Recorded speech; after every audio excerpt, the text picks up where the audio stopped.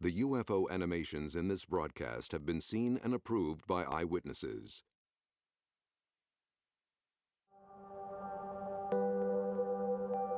Do you believe in flying saucers? It's coming this way.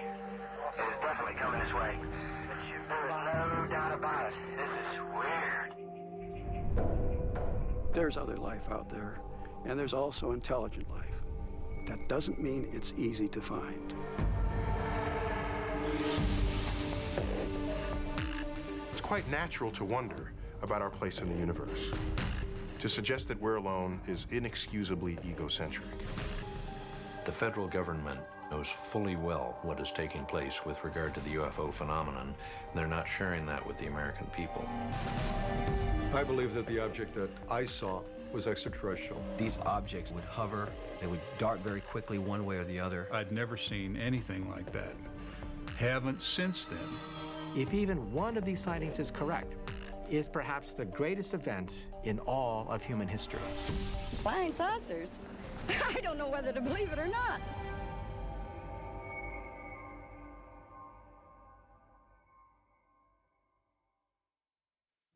Hello, I'm Peter Jennings. We begin this program knowing from the research that most of us believe that we're not alone, that there is other intelligent life in the universe. NASA is searching for evidence of life in our solar system.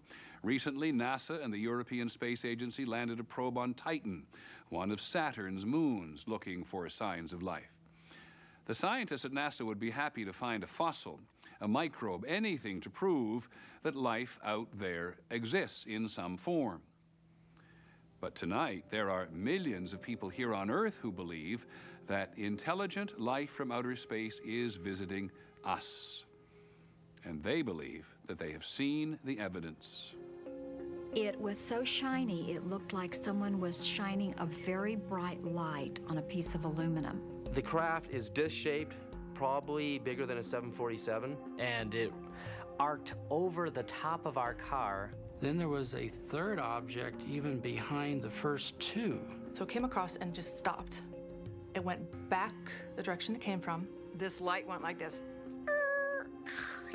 That forever gave me the view that something other than us was out in the world. There's no doubt that we're being visited. There is no doubt. They are definitely here. Why they're here, where they're from, you can only speculate.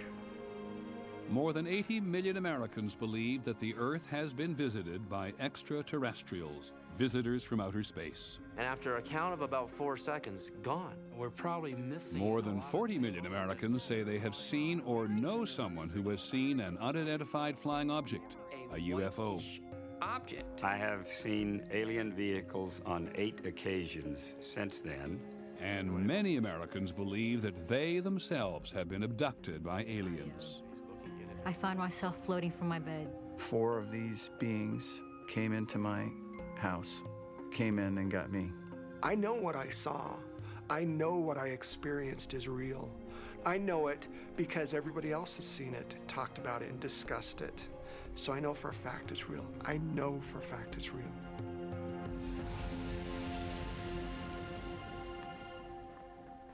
Real to some, fiction to others. Most scientists would rather look for life in a grain of sand than believe that aliens are here among us. When I look at the evidence that aliens have visited Earth, I don't find any of it compelling. None of it, I think, passes the rigorous tests of scientific evidence. So these patterns are made by the drawing. NASA scientist Dr. Chris McKay studies life in California's Mojave Desert, looking for clues to how life might exist on a dry, barren planet like Mars. Here in the Mojave, I know that there was life here. I can reach down in the soil and pull it up and analyze it and find evidence that there was life here when there was water here. I'd like to do the same thing on Mars. Scientists, including McKay, believe that the universe is so vast there must be other places where life exists.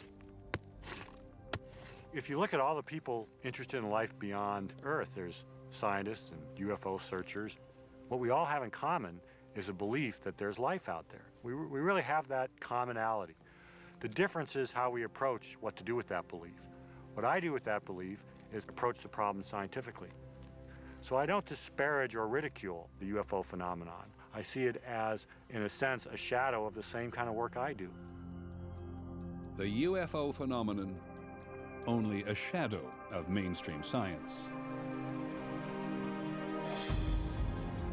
But people throughout the world believe that unidentified flying objects are spacecraft guided by intelligent beings from beyond the Earth. I have no idea. I flashed the light at it. And if you are among the believers, you have probably spent at least a few late nights listening to the program broadcast from this desert compound. Coast to Coast with Art Bell is the place to talk about UFOs, or ufology, as many of his listeners call it. West of the Rockies, you're on the air. Hi. Hey, Art. This is Matt in Colorado. Hey, Matt. Hey, got a sighting for you that happened last summer. Oh? It was huge, a cigar-shaped.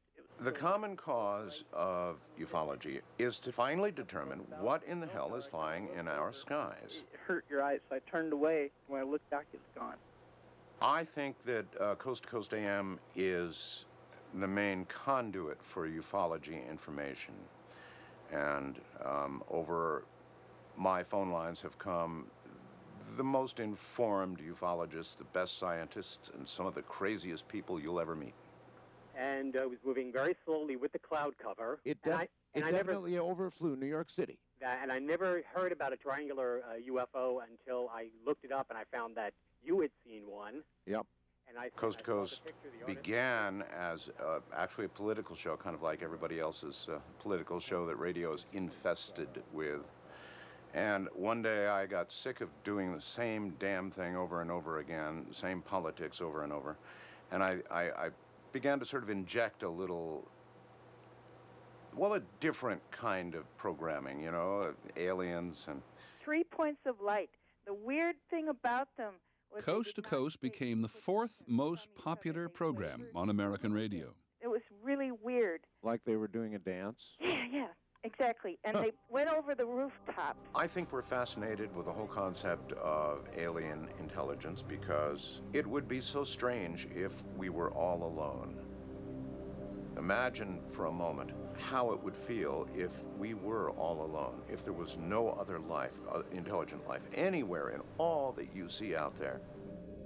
Art Bell and his wife Ramona say they encountered something from out there in 1994. We were on the way home from Las Vegas, about a half mile from where we're standing at the moment.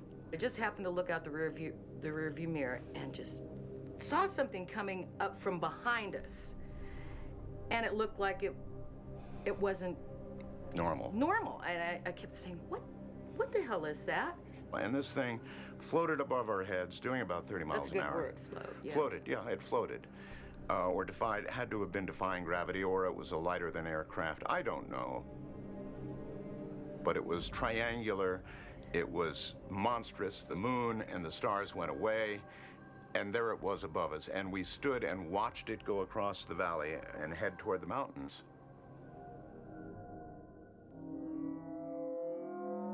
Art Bell and his wife were alone, but there have been UFO sightings with hundreds, even thousands of eyewitnesses. Phoenix, Arizona, March the 13th, 1997. There were some incredible sightings over Phoenix called the Phoenix Lights, and they occurred while I was doing my program. I took call after call after call of people in Phoenix saying, "Oh my God, what's flying over our city?" At 8:30 p.m. that night, hundreds of people reported seeing a mysterious flying something. Security guard Bob Nelson was sitting on his porch with his dog. All at once, these 6 or 7 lights came across the top of the hill, and it was moving very slow. And then I went in and jokingly said to my wife, "We got a UFO coming over." She just couldn't believe what she seen. And of course, she didn't know what she seen. Sue Watson and her children, Brian, Aaron, and Kevin, were in their front yard. We saw this incredible sized vehicle. There were 5 huge lights in the very front of it, and it was in a boomerang shape. I'm only 1.5 miles from that mountain, the top of that mountain. That vehicle spent 5 to 6 minutes hovering from that mountain to my house. I don't know anything that can go that slow. It was absolutely silent, just completely gliding, just like part of the sky, just a big, big, big platform, just flying with lights in front of it. I could see it was covering stars, so I knew it was something solid. Sheriff's Deputy Thomas Chavez was in his squad car. I was sitting here facing to the east, watching the intersection, and on one of the times when I glanced up from my paperwork, that's when I saw the strange set of lights. I can't give you a definite answer as to what it was. All I can tell you of what it was not, and it was definitely not an aircraft as we know it. Mike Fortson grabbed his binoculars and went outside with his wife. As it passed in front of us, all we could see was the left wing of the craft itself. That's how low it was. We didn't go fetch a camera. We didn't do anything but sit there and watch it. You actually tell yourself not to blink because you might miss something. I mean, that's how intense it was. It gives me goosebumps when I talk about it.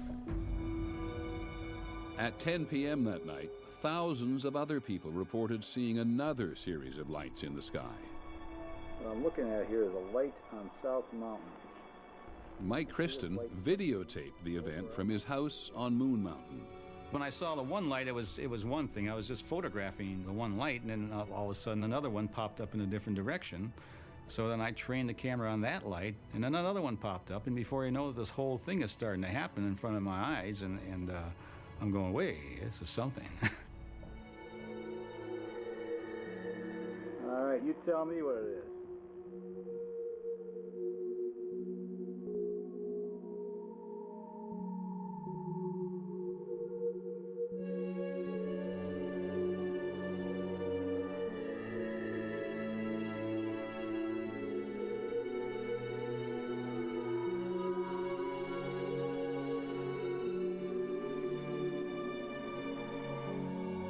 Hey, Sue? Peter Jennings reporting. UFOs Seeing is Believing will return in a moment. Peter Jennings reporting. UFOs Seeing is Believing continues.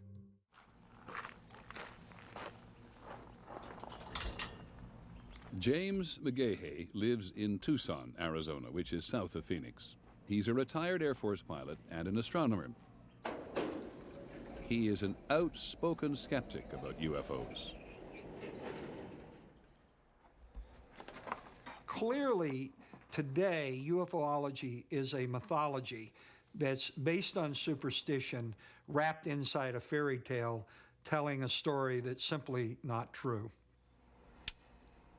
What most people see is lights in the sky at night, points of light. They equate that to spacecraft from another world. There's no connection. If you see a light in the sky, you've seen a light in the sky. That's all you've seen. This happened in the case of the Phoenix lights. The lights on the videotape were simply flares being dropped by A-10s on the Goldwater test range. There's nothing mysterious about it. I know what flares look like. These are clearly flares. And some people have said they saw a triangular aircraft flying through the Phoenix airspace. The argument against that is very simple. The Phoenix radar didn't see anything. They were connecting the dots of these objects. That's all they were doing. The bright lights of these objects, they were connecting this and saying it's all one thing. It wasn't one thing. It was 5 different aircraft flying in formation. The people in Phoenix do not believe they were just connecting dots. For somebody to say there were planes in formation, I'm telling them I saw a solid object. My wife saw a solid object. I know 300 or 400 people that I've talked to saw the solid object in the 8 o'clock hour. I know what I saw, and it was something that I've never seen before and probably will never see again. And it was amazing. It was amazing. It was something that is not from here, and that's what's so intriguing to me about it, that it's unknown, the unknown of it. I am so certain of what I saw that I would testify in a court of law or in a congressional hearing as to what I saw, because what I saw was not an aircraft. I think it was a UFO. I honestly believe that there was a UFO. You don't have to believe me. Nobody believes it. But you'll believe it when you see it. When it comes to unidentified flying objects, seeing is believing. This is the Center for UFO Studies on the outskirts of Chicago. There are files here from thousands of witnesses who report seeing UFOs, and the records go back for decades. The best way to become a believer in UFOs is to have a sighting. If you encounter it directly, you're likely to believe in it because you encountered it.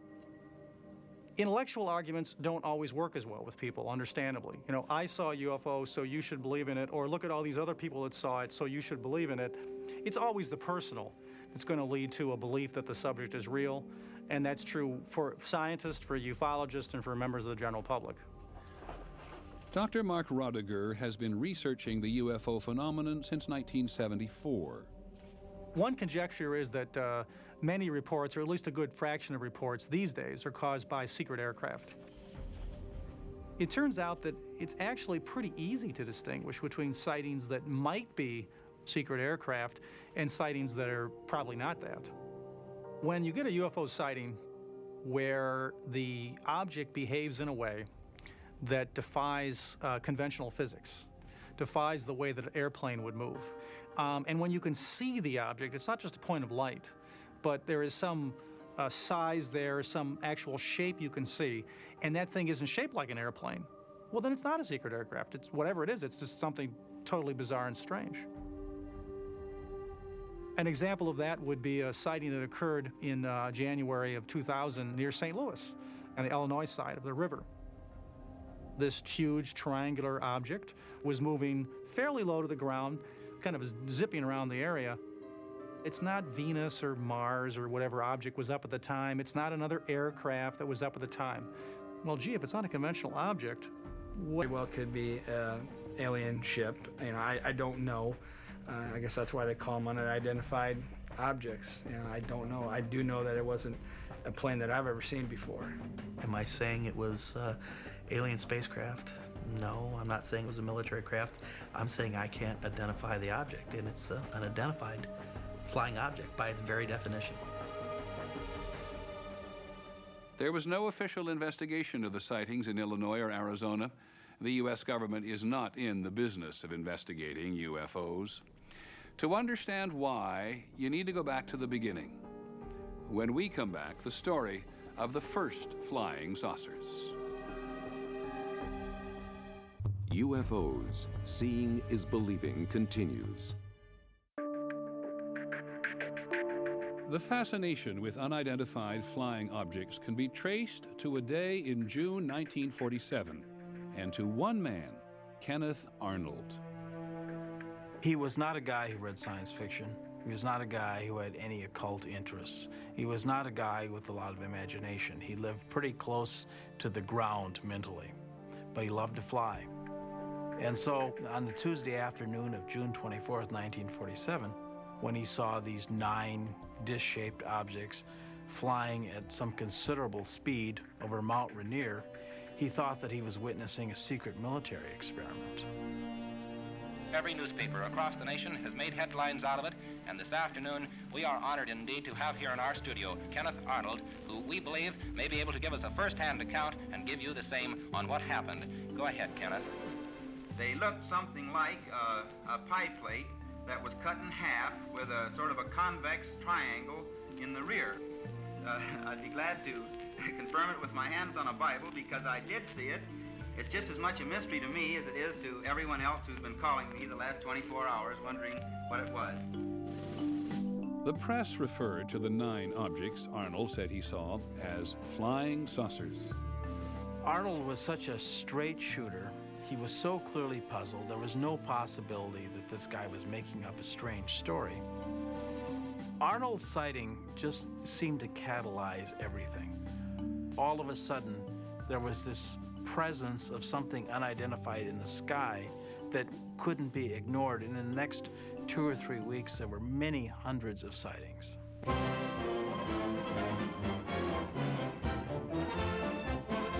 Army fighter planes are on patrol for flying saucers. Cameras installed to photograph them. So many objects were being seen in the sky by so many people that the Army Air Force launched an investigation. They're seeing flying saucers everywhere. And on September the 23rd, 1947, General Nathan Twining issued a memo that said quite categorically, the phenomenon reported is something real and not visionary or fictitious.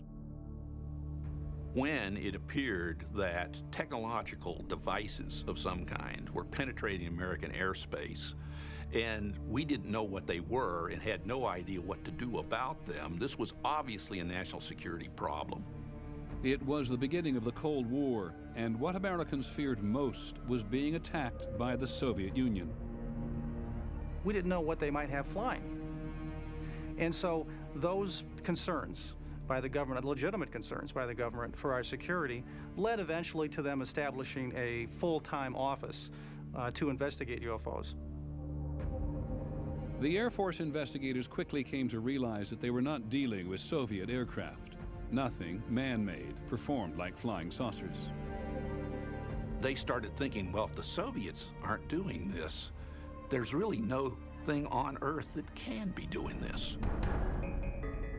And then on July the 24th, 1948, two experienced commercial pilots, Clarence Childs and John Whitehead, were flying at night over Alabama when they encountered what they described as a cigar-shaped object, perhaps 100 feet long, flying faster than any aircraft they had ever seen. It had, they said, 2 rows of windows, and they could see lights inside, and orange-red flames shooting out of the tail. Air Force investigators couldn't explain it.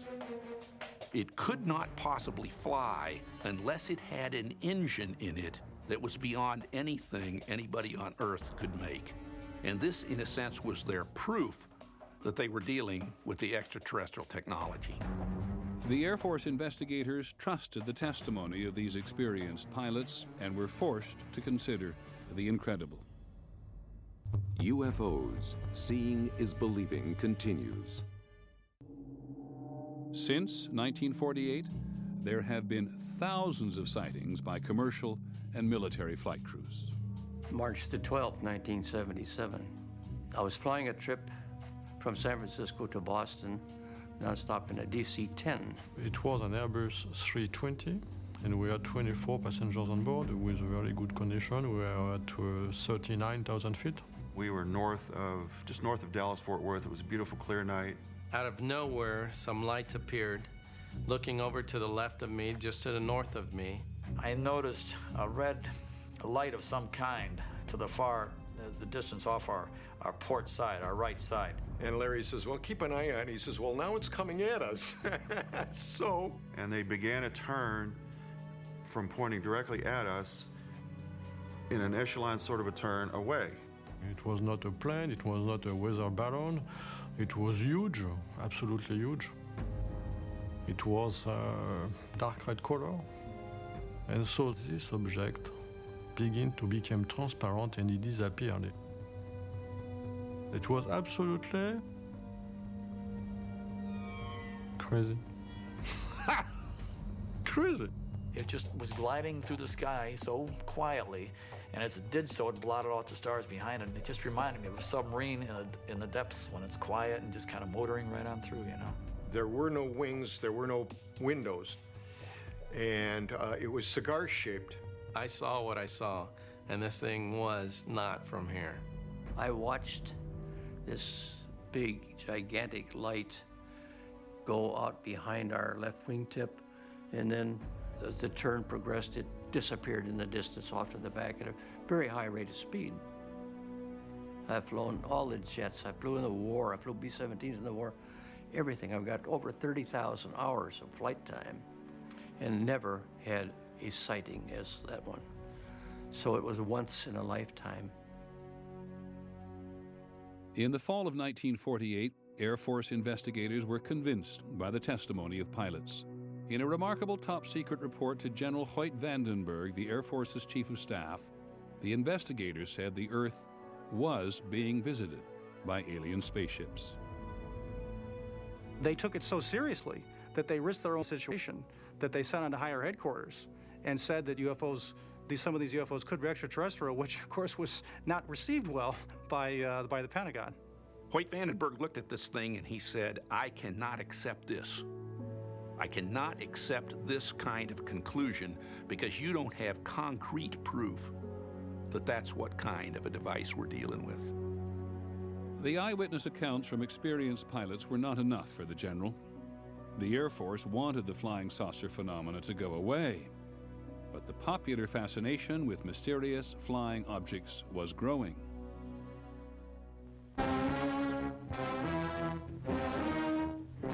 In 1952, the Air Force received more UFO reports than any other year in history. The sky is the stage, the actors, so-called flying saucers. And they're back on the scene with some new twists. This is a photograph of a flying saucer taken by myself, and it reminded me of two straw hats stuck together at the brim. I saw an intensely bright, white-green object in the sky. Now, I wouldn't want to say that this was one of those so-called flying saucers, but whatever it was an object and not an illusion. The Air Force had really tried to downplay the UFO problem. But by the summer of 1952, there was an enormous wave of sightings. There were hundreds and hundreds, probably thousands of sightings. Most alarmingly, the sightings were focused on Washington, D.C. At least 3 radar systems in Washington and the area were picking up unidentified targets. This very much worried people in Washington because it looked like penetration of the most important airspace in the country. In July 1952, the Pentagon's communication system was overwhelmed by calls about UFOs.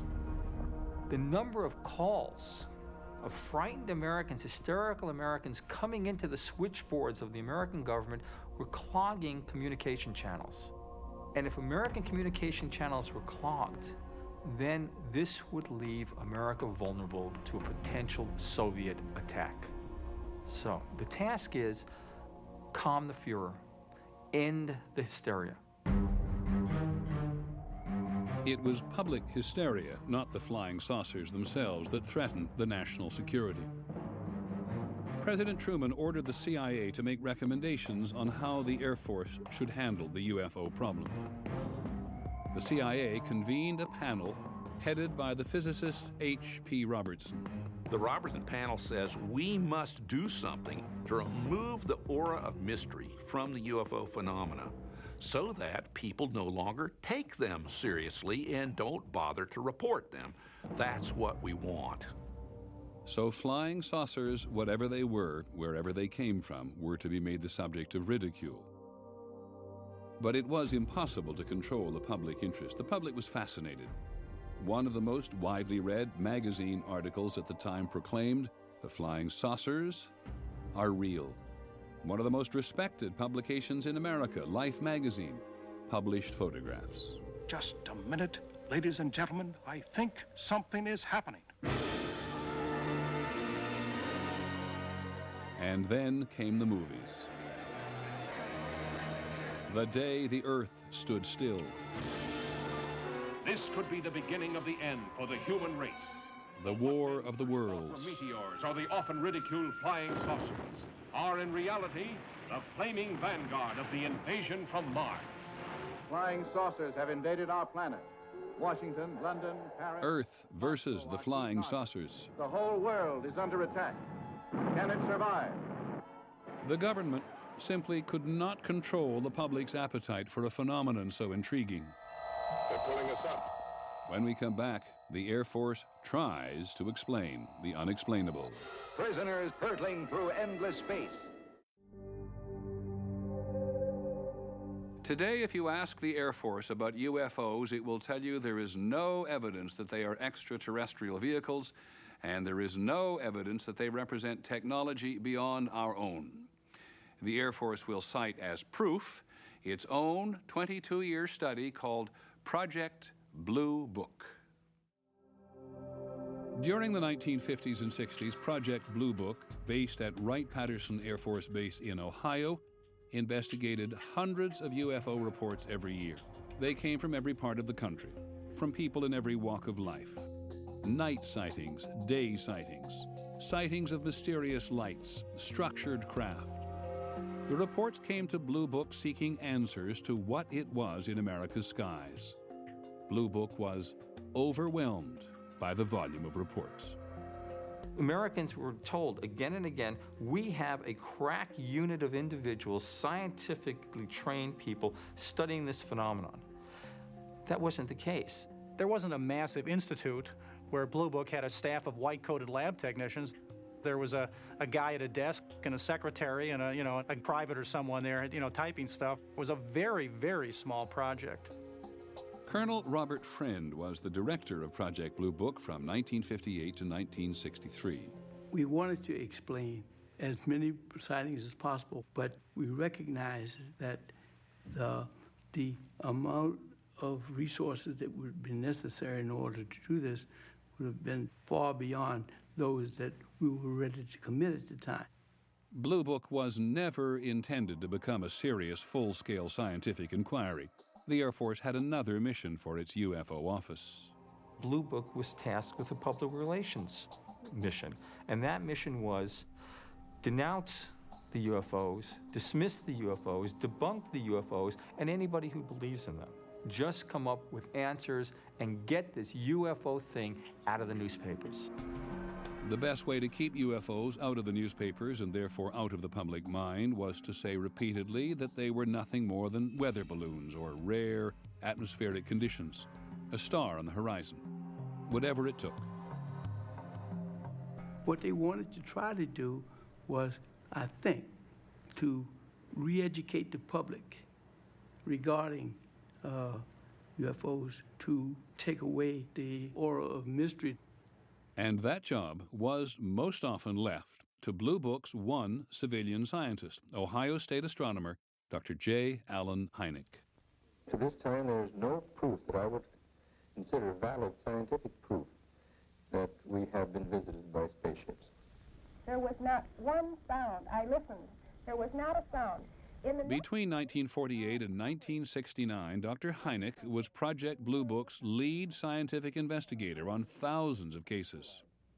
His job was to stretch his imagination to try to find explanations for every possible case he could, even if he knew it didn't make any sense. Don't you think it would be kind of unusual for a meteor to just fall across the road and hover over there a minute and then drop to the ground? The coming over wouldn't be bad. The hovering that would bother me.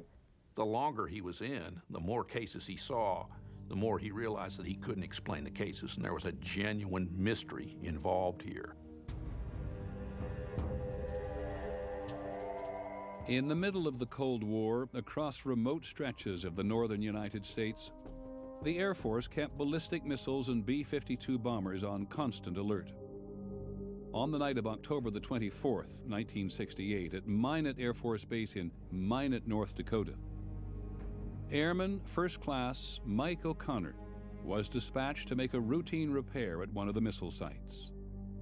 We made our turn to come down the road to the missile site, and out of the corner of my eye, I observed what I thought was a farmer's yard light, but it looked awful bright.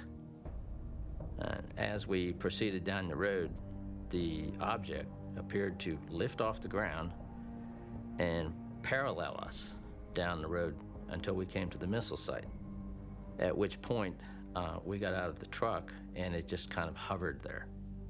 Staff Sergeant Bill Smith was in charge of security for 10 nuclear missiles. That night, he reported seeing strange objects. These objects would rise, they would speed up, they would slow it down, they would hover, they would dart very quickly one way or the other.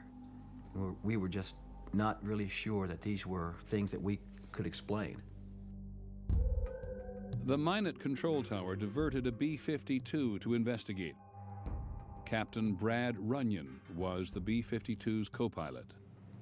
The air traffic controller asked us if we would mind going out to this one area and looking for something. I was curious, and I said, well, what are we looking for? And they said, well, you'll know it if you find it.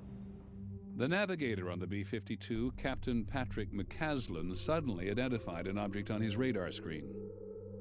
I saw a return, faint one sweep, bright the next, large, off our right wing, 3 o'clock, at about 3 miles. And at that point, I asked the radar navigator to turn on the camera, which would then take pictures of whatever was on the radar screen. These pictures of the radar screen show the object flying in formation with the B-52. this thing was climbing out with us and maintaining the same heading we were. That was unusual.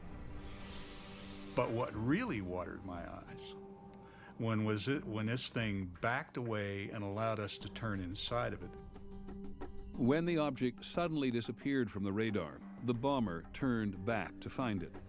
Co-pilot Runyon was the first to spot what appeared to be a glowing craft hovering near the ground. When things like that are happening, it seems like time just stands still. My estimate, overall object was a minimum of 200 feet in diameter, and it was hundreds of feet long. It had a metallic cylinder attached to another section that was shaped like a crescent moon. I felt that this crescent moon part was probably the command center.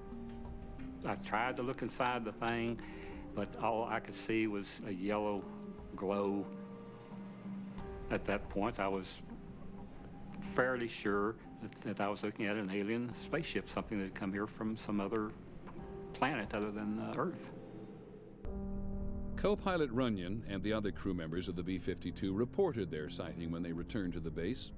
According to Blue Book's investigation, the crew of the B-52 and 16 witnesses on the ground said they saw a UFO that night.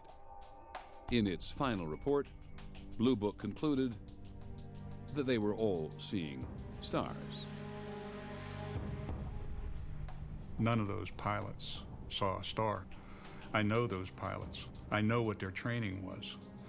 I know how many stars they'd seen in the course of their careers, and they were not looking at a star.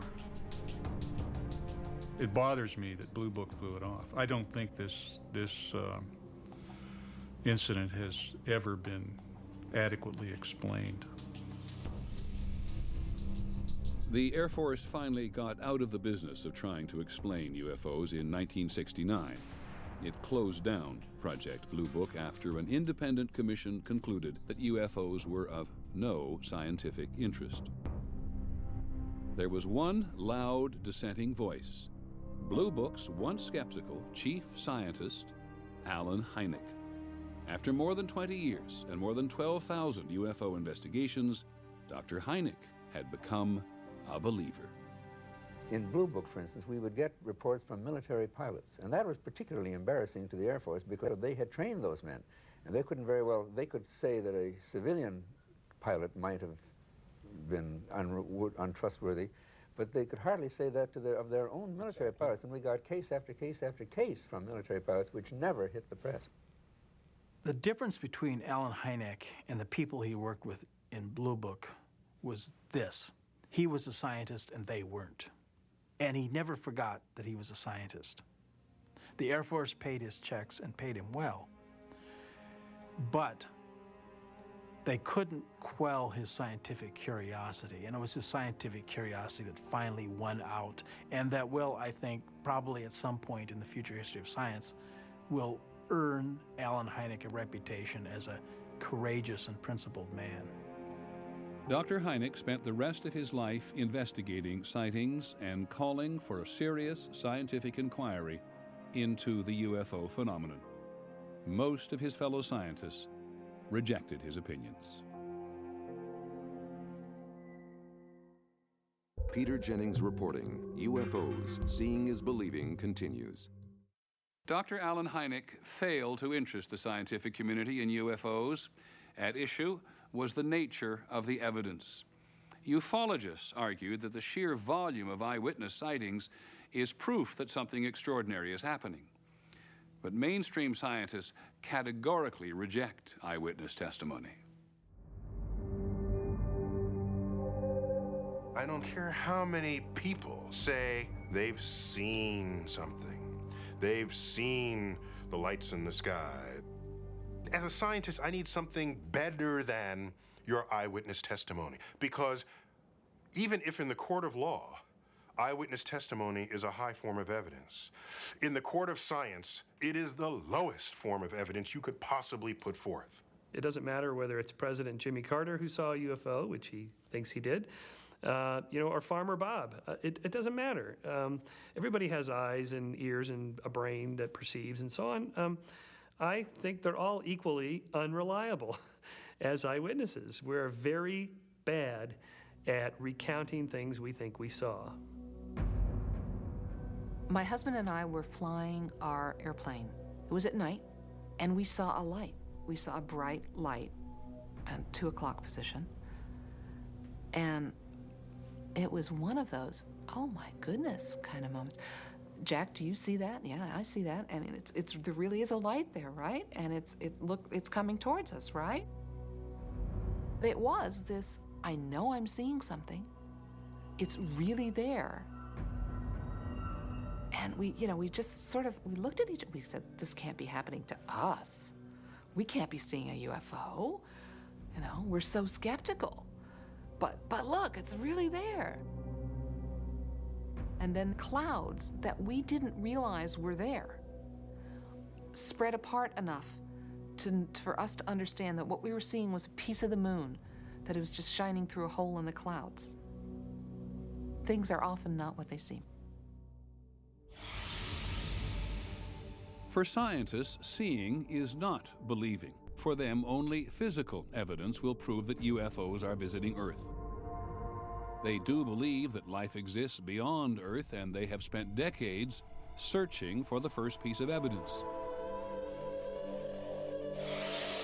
A spacecraft launched by NASA and the European Space Agency traveled billions of miles, and in January 2005 landed a probe on Saturn's moon Titan. No human spacecraft has ever landed so far from Earth. These images of Titan's surface suggest an active world of rivers and oceans. Scientists believe that where there is liquid, there may be life.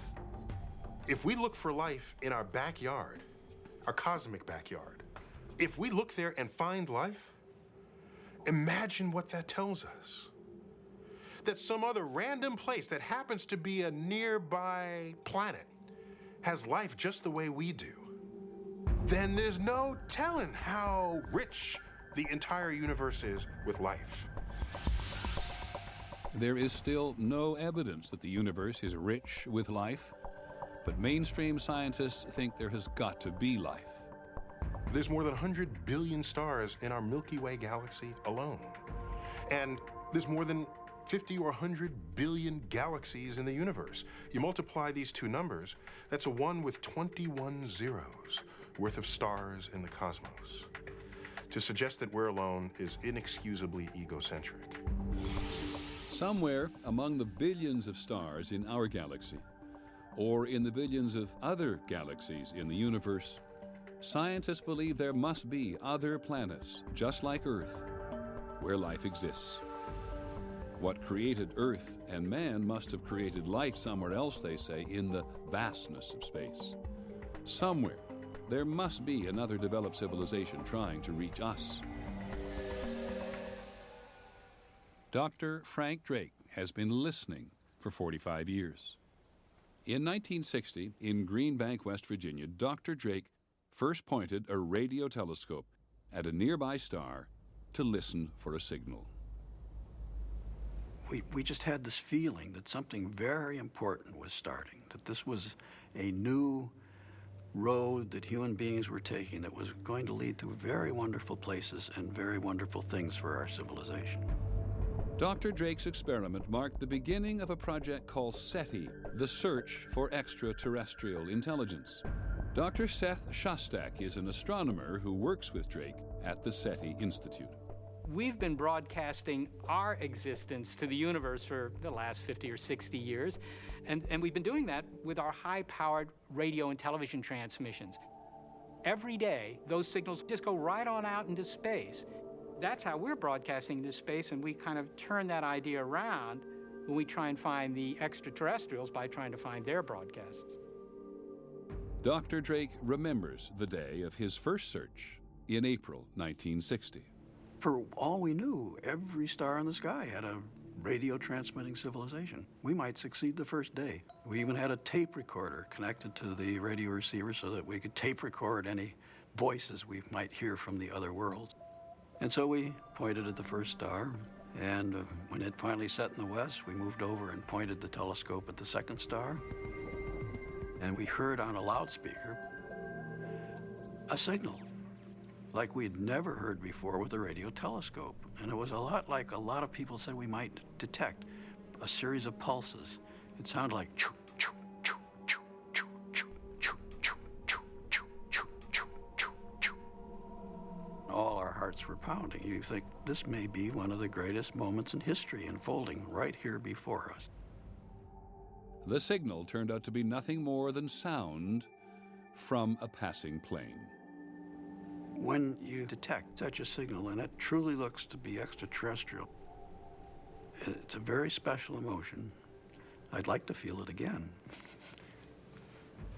After more than 4 decades, Dr. Drake has yet to hear an alien signal. Dr. Jill Tarter is another astronomer working at SETI. The chances of success in SETI are difficult to estimate. But if we never search, the chance is 0. So I think what we ought to do is search. Seth, you can see the telescope. Oh, yeah. The two shiny. Yep. I see him. At Hat Creek in Northern California, SETI is building an array of telescopes that will search for signs of extraterrestrial intelligence on a scale never before attempted. The project is named after its largest donor, the co-founder of Microsoft, Paul Allen. All right, let's go. This observatory is sited in a very quiet pastoral valley, mostly cows and a few people. It's going to change a whole lot when we put 350 telescopes in here, and it's going to change even more if indeed those telescopes detect a signal from someone else's technology. Of course, we don't know how many civilizations out there might be broadcasting signals that we could pick up. The faster that you can go through all that heavenly real estate, the sooner you're going to find a signal. And if that happens, this is where it will happen. It'll happen right here. This is kind of the portal to the cosmos. This is the place where we're going to crack the crystal of isolation that has surrounded this planet for 4.5 billion years. Right here amongst the trees and the lava and the bright sunshine. And drink a little champagne along the way. We will build it, and I hope they will come, or at least in the form of their radio waves. Some UFO believers belittle SETI. Why search the heavens for an elusive signal, they ask, when the extraterrestrials are already here? If I thought that extraterrestrials were really visiting the Earth, I wouldn't be doing this. None of us would be. Why would we go to all the trouble of building this very complex equipment and these expensive antenna arrays and so forth and so on if they were here? It's just not proven that any UFO is a spacecraft from another intelligent species. On the other hand, it must be said that we haven't shown that the extraterrestrials exist either. But we don't make the claim that we have. I think that's a big difference. We will only claim success when we really know we have found something extraterrestrial. If we claim something, there will be data to back it up.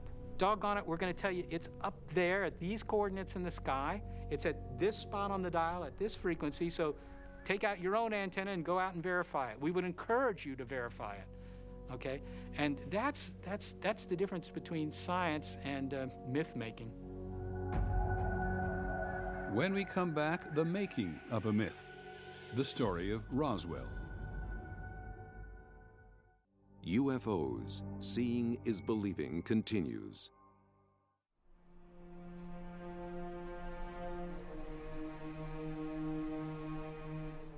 For many of those who believe that the Earth has been visited by extraterrestrial spacecraft, this remote New Mexico ranch is hallowed ground.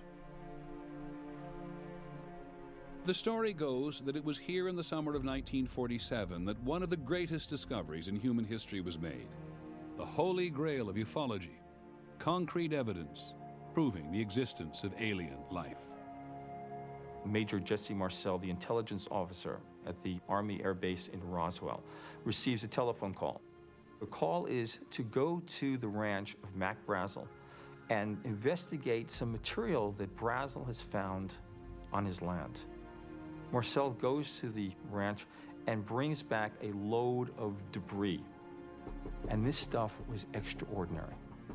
Jesse Marcel was absolutely convinced what he found was extraterrestrial, that the debris was nothing of this earth. Marcel loaded up his car with the strange wreckage and drove the 75 miles to Roswell. He stopped at his home to show his wife and 11-year-old son Jesse Jr. what he had found. Walked my mother and myself up saying, I want you to look at this. I mean, I can remember it just like it happened yesterday, the type of material that was there. The most curious part of the debris that I saw were the I-beams, the structural members with pinkish violet writing along the inside surface. It's more like geometric symbols. It was very impressive. When you see something that impressive, even as an 11-year-old, it stays with you. Jesse Marcel Sr. took the debris to the Army Air Force Base at Roswell early in the morning of July the 8th. And by noon, the base commander, Colonel William Blanchard, authorized a press release proclaiming that what Marcel had found was the remains of a flying saucer.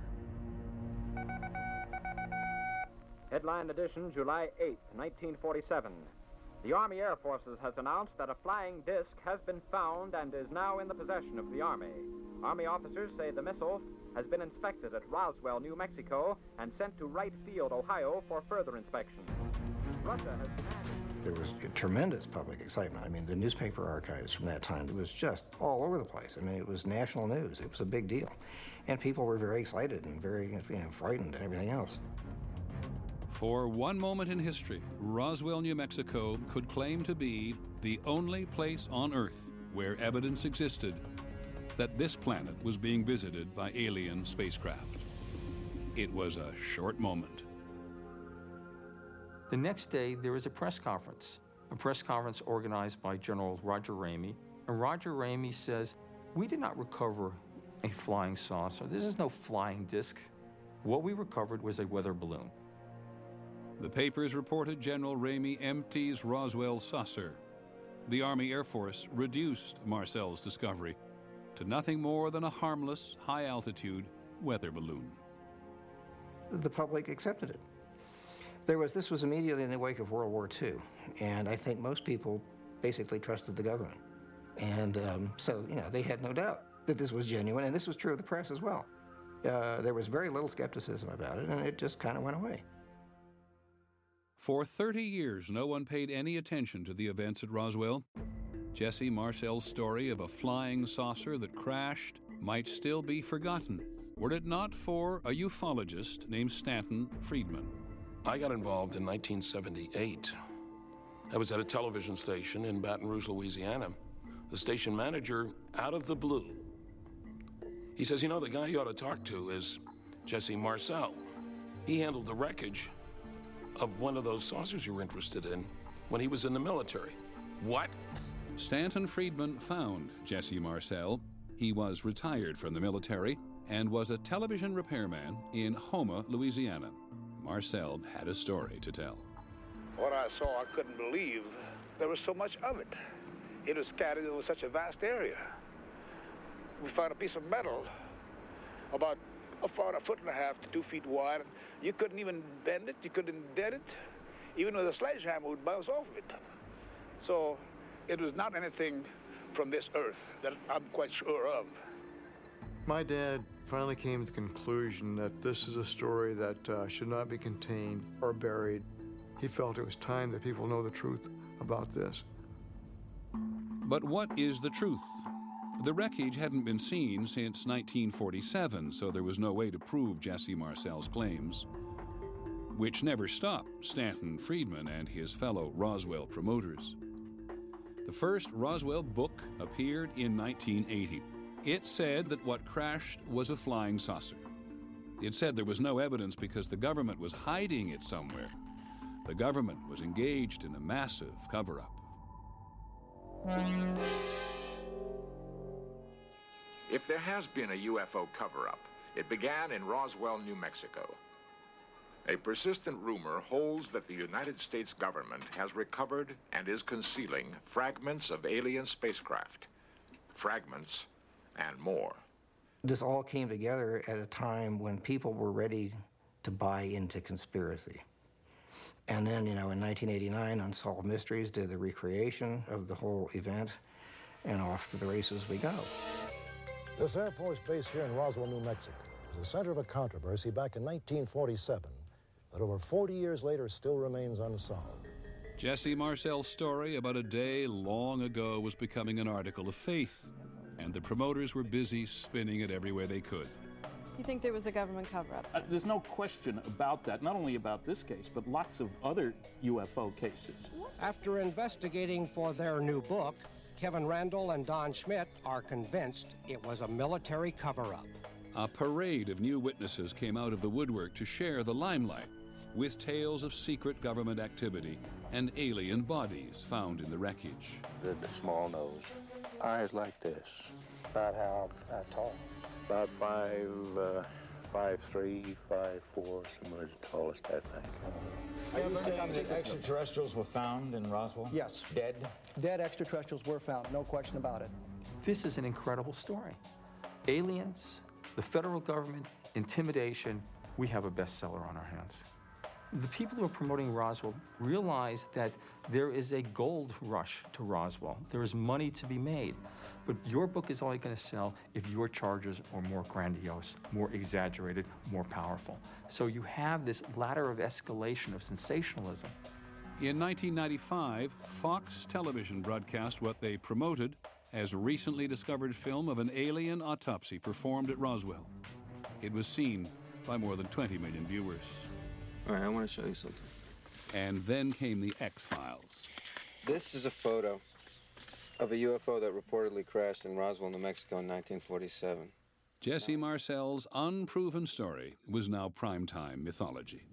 In Roswell, they captured aliens from the spacecraft wreckage.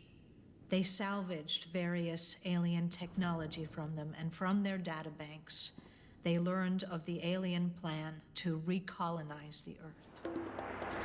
Decades after something fell from the sky outside Roswell, this remote New Mexico town had hit the jackpot.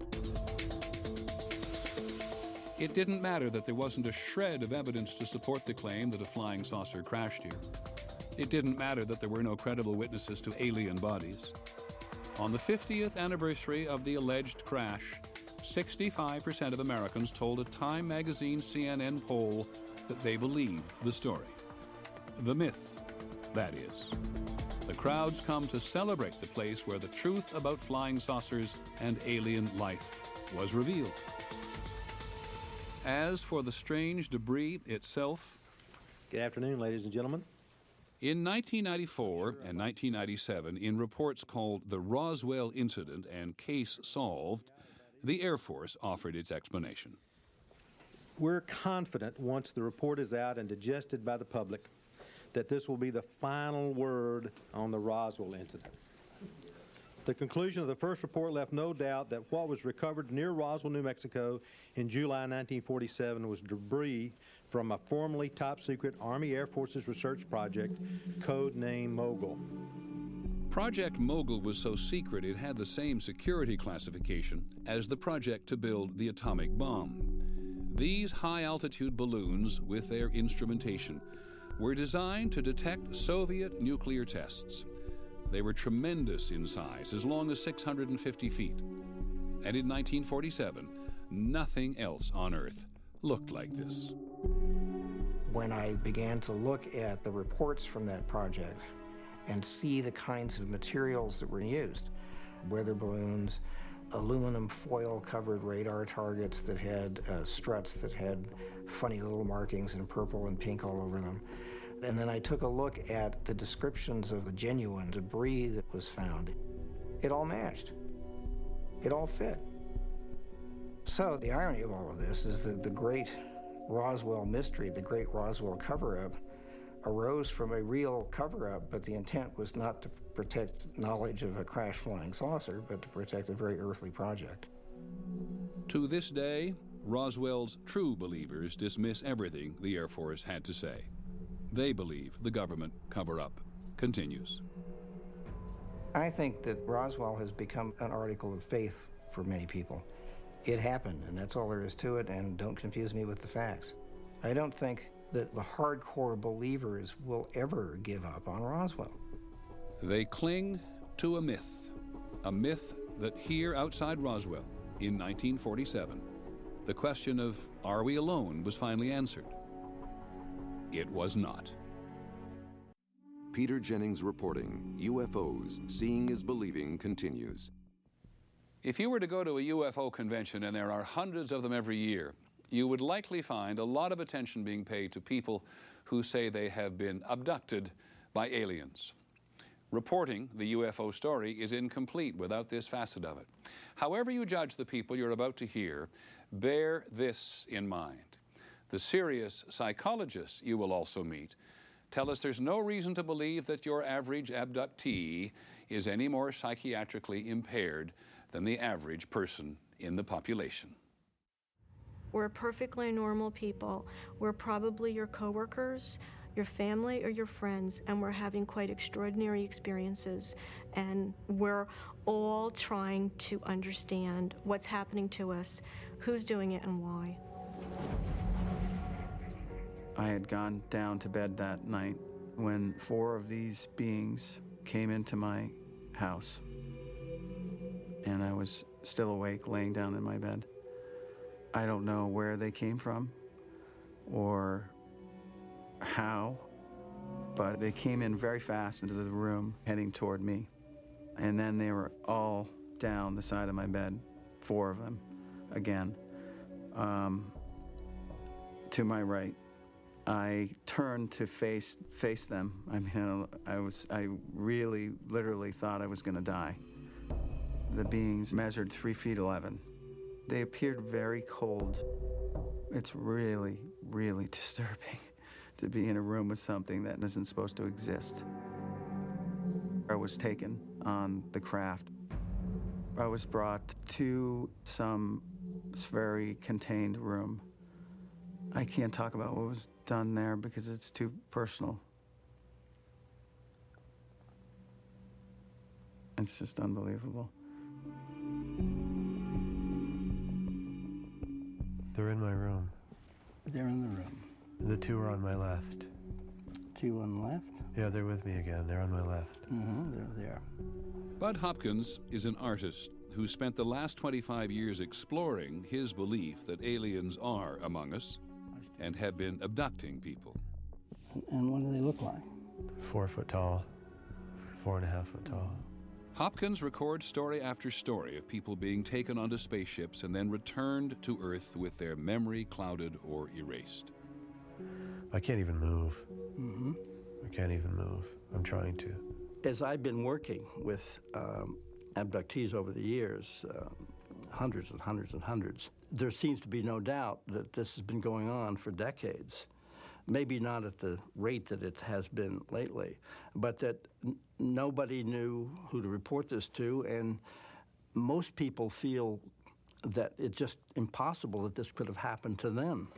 It is Hopkins who has convinced a large part of the UFO community that the phenomenon of abduction is real. I've been collecting drawings, sketches people have made of what they remember inside craft, and especially the faces of the aliens. I've been doing this for years and years, since actually starting probably 1975.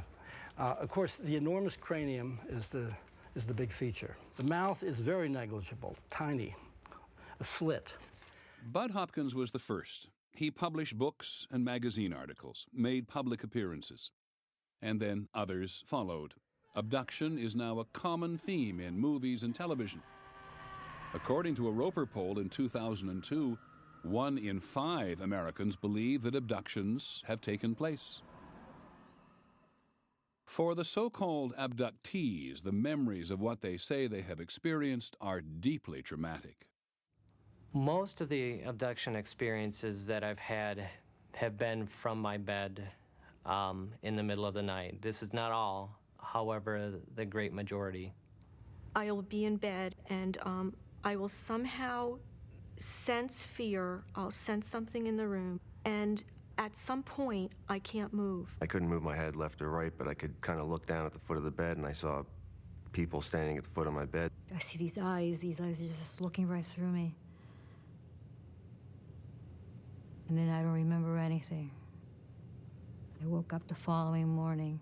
The person may remember the beginning of an experience and the ending, but they don't remember what happened in between. And they're quite tormented by this. They come to me and we proceed with the investigation. In most cases, Hopkins uses hypnosis in what he says is a way to connect the person to memories that have allegedly been repressed. Just feeling comfortable, relaxed. Hypnosis has been extremely useful. When the person is physically relaxed, some of the static can be cleared away and the person has a clear recollection of what happened. You're in bed. 1, this is a long time ago. We're just going to see what it was. 2, right on the edge. 3. He's looking at me very closely. I'm saying he, but I don't know. It feels like a he.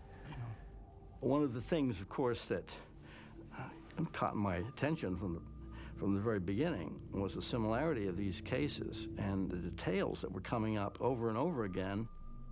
Through hypnotic regression, I came to realize that there was a spaceship maybe 100 feet in the air off to the left of front of my house, and an alien came in, was next to my bed. It put its hand out, and I put my hand out. Sort of a chalky skin, very dry to the touch, and I don't really remember how, but suddenly we were sort of floating. They brought me in front of a being that was so horrifying that I'll never be able to, put it out of my memory. It was a very tall, probably about 7 foot tall. Very tall and very thin and very scary, and sometimes almost like an insect, very frightening to me. And I found myself in this room, and I was lying on this stretcher, and this being, I don't even know how to say this, he started to put my legs apart. They put like a jock strap on you of some sort with a tube attached to it, and it runs to a machine, and they somehow extract sperm. I don't know how they do it. And this female brought a baby, and she sort of handed him to me. And I instantly said, this baby is mine. I know he's mine. She pulled the baby away from me and said, no, this baby is ours. So 5, you're starting to wake up. 4, waking up. 3, almost awake. 2, 1, fully awake. I'm glad we did that. Yeah. We didn't know those things. Yeah. Bud has been looking at it for a long time, and I very much like his understanding of it and how he helps people. He's a good man. Hopkins' reliance on hypnosis to recover memories is challenged by professional psychologists. There is no evidence that hypnosis will help you retrieve memories, or if it does retrieve memories, that the memories that get retrieved are in fact accurate. What does happen under hypnosis is that you feel that the experience is real, or it lends credibility to what's emerging, but most likely what's emerging is the product of fantasy and of suggestion. Dr. Susan Clancy and other research psychologists at Harvard University who have worked with the abductees think that a common sleep disorder can explain much of the abduction experience. The subjects that we interviewed, when we asked them, how did this all begin? They described an experience that sounds strikingly like sleep paralysis. What happens is you wake up, usually it's in the middle of the night, and you feel terrified. You're paralyzed, overwhelmed with fear. People report feeling the presence of something in the room, or you might sort of see shapes or lights. It's a very common experience. What happens in one of these episodes is that a person is emerging from rapid eye movement sleep, REM sleep, the stage of sleep when we do most of our dreaming. When we are in REM sleep, our entire body is paralyzed. It's probably a good thing, otherwise we'd act out our dreams. But in one of these episodes, what happens is that the person's eyes can open, they can see their bedroom, they're awake, they're conscious, and they're also aware that they're totally paralyzed. And suddenly they feel tingling sensations coursing through their body. They'll see lights flashing, sounds buzzing, and feel a sense of presence in the bedroom. If you don't know what this is, it can be a very frightening experience. These sorts of episodes have been reported throughout history and throughout cultures. The incubi, the succubi, the demons that used to visit people in the Middle Ages. But in our subjects, these visitors in the bedroom are interpreted as aliens. And finally, these individuals, our subjects, will often go to hypnotherapists, often who believe in such things, and will then hypnotize them and do so-called regression sessions, where they'll take the person back to the moment where they were paralyzed in bed and try to find out what happened next. At that point, you get these quote-unquote memories emerging of being taken out of the bedroom, through the window, up into a spaceship, being experimented upon by these alien beings, participating in hybrid breeding and all sorts of other exotic adventures. And so, at this point, you've got yourself an alien abductee. The abductees reject any psychological explanation. They believe their experiences are real. You know, it's not some vague apparition or something. These guys were three-dimensionally in the room with me. What I remember is definitely real. It was very real to me. It's real. These people were moved and terrified and touched by their memories and what they believe happened to them, and that's why they believe. I think if I had recovered a memory like that, I'd have a hard time disbelieving it too. If this is real, it has to do with every single one of us, and we need to know more. I mean, there needs to be more questions asked, more.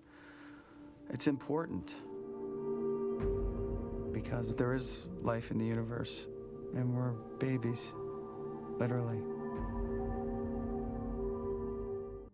UFOs, Seeing is Believing continues. Once again, Peter Jennings.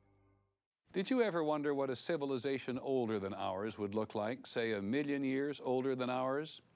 The American astronomer Carl Sagan often wondered, and we wonder too, because with all this talk of aliens visiting us, they must have some extraordinary means of travel. Earth may be the cradle of mankind, but we haven't got very far beyond the cradle. Our technology just isn't up to it. The difficulty of going from star to star or of an alien spacecraft reaching here is simply not to be underestimated. Space travel is not just like the movies.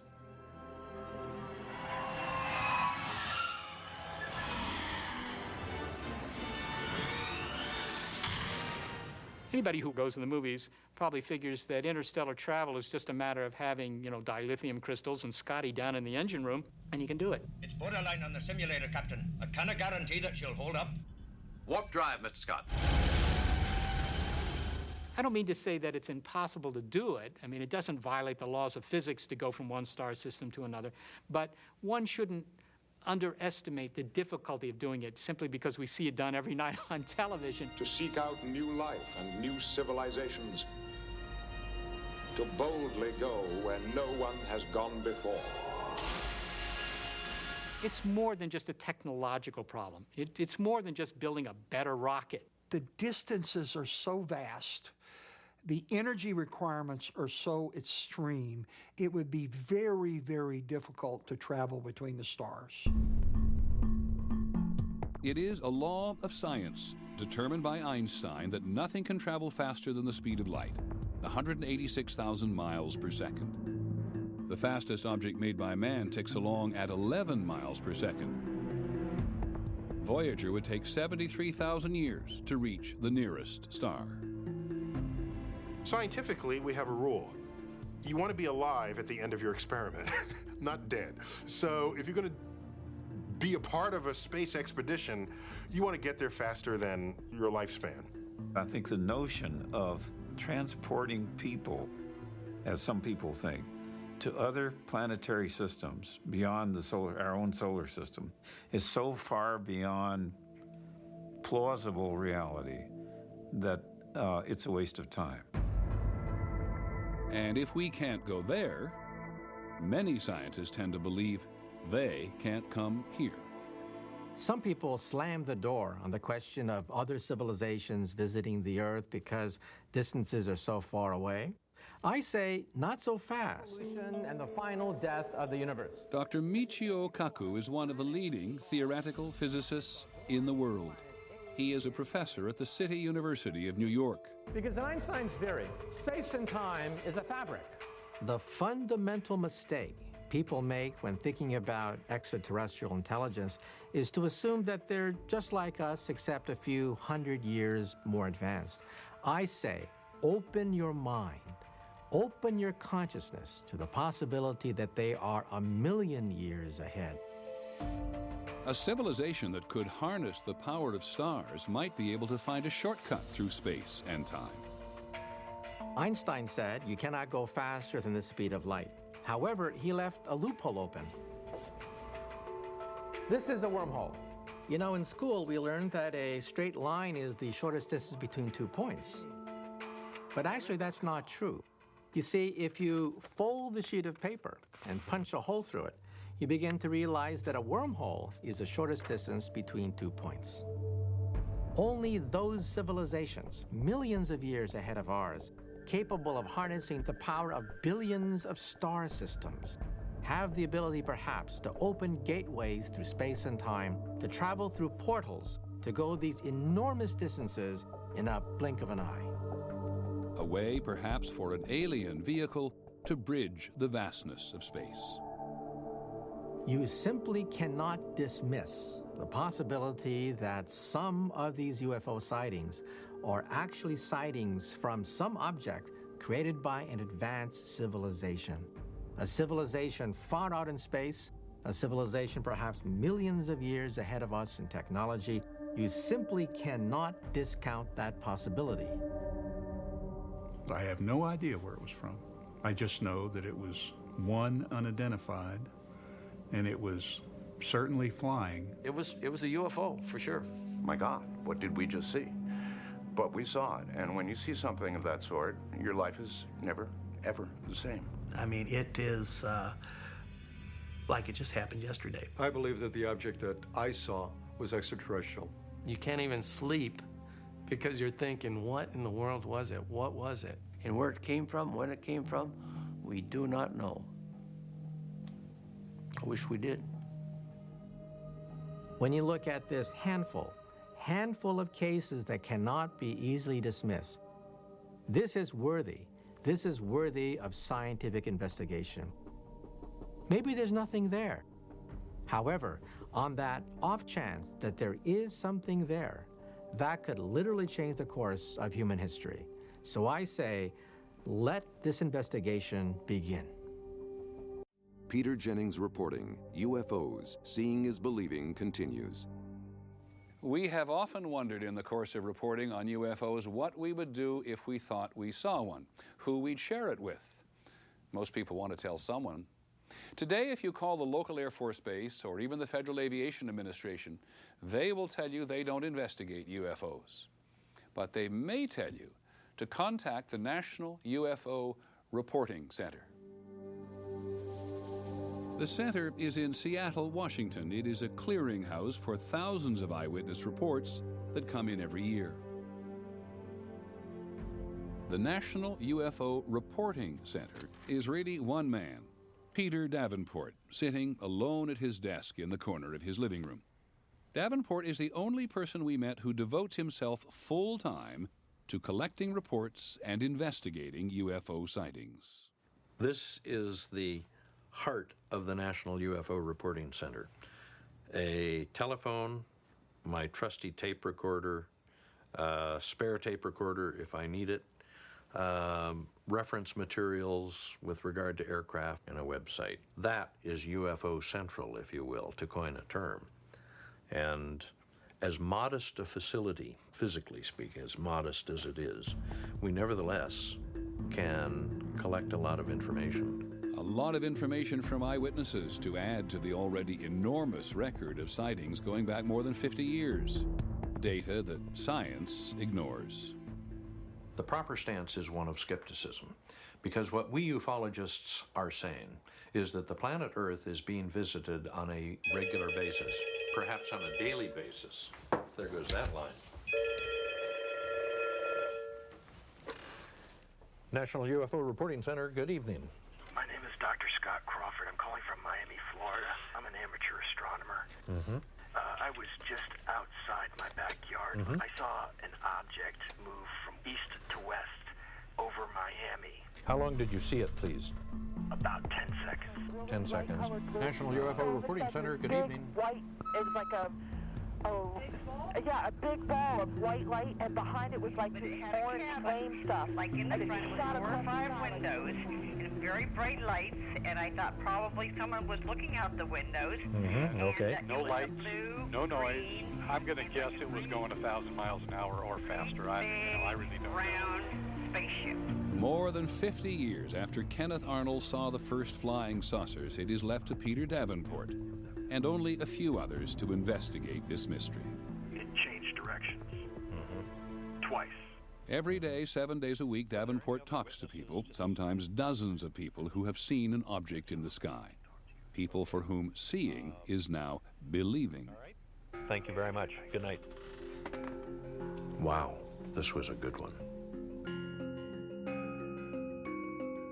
We're still hoping to find that golden nugget that will make our position incontrovertible, namely the fact that it appears that these things that we call UFOs are visiting the planet Earth. The golden nugget of ufology. Something to elevate ufology to more than a shadow of mainstream science. To convince the skeptics that UFOs are more than just lights in the sky. Ultimately, the UFO believers and the scientists have one thing in common. They dream of the day that there will be contact with extraterrestrials. Ultimately, only contact is going to resolve the mystery.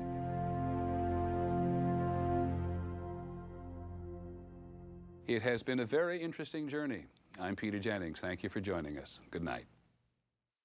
I've always believed that there could be something else. I just believe we're not the only ones in the universe. I believe that there is other intelligences. I know UFOs exist because I've seen them. People say, oh, it was 600 meters wide. How do you know?